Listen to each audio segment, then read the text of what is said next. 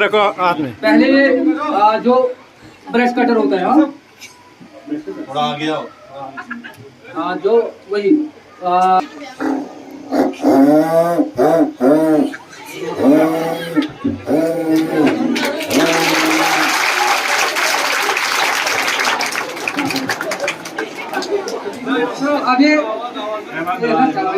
अब ये मुर्गे की आवाज यहाँ पे निकालेगा।